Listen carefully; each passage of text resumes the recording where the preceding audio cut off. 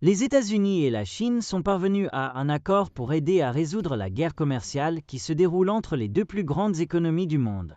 C'est du moins ce que rapportent les médias étrangers, citant des hauts responsables de l'administration de Donald Trump, rapporte BuzzPlus.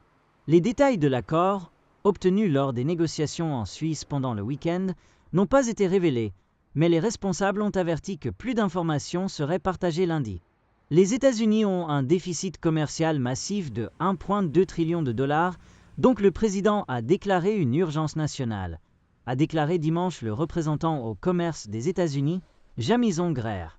Nous sommes convaincus que l'accord que nous avons conclu avec nos partenaires chinois nous aidera à travailler vers la résolution de cette urgence nationale, a-t-il ajouté.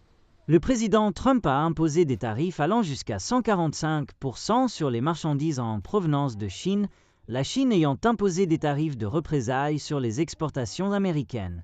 Greer a rejoint le secrétaire au Trésor Scott Bess et le vice-premier ministre chinois et Li Fan pour des pourparlers à Genève, en Suisse, pendant le week-end, afin d'aborder la question des tarifs à 3 chiffres.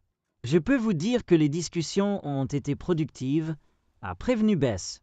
La réunion a été la première interaction en face à face entre Bess, Greer et depuis que les deux plus grandes économies du monde ont imposé des tarifs supérieurs à 100% sur les marchandises de l'autre.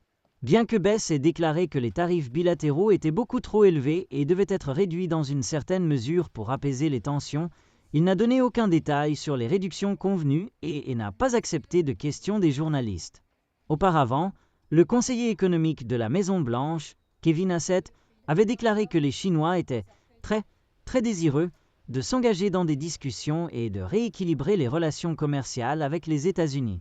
Hassett a également déclaré à Fox News que d'autres accords commerciaux extérieurs pourraient venir avec d'autres pays dès cette semaine.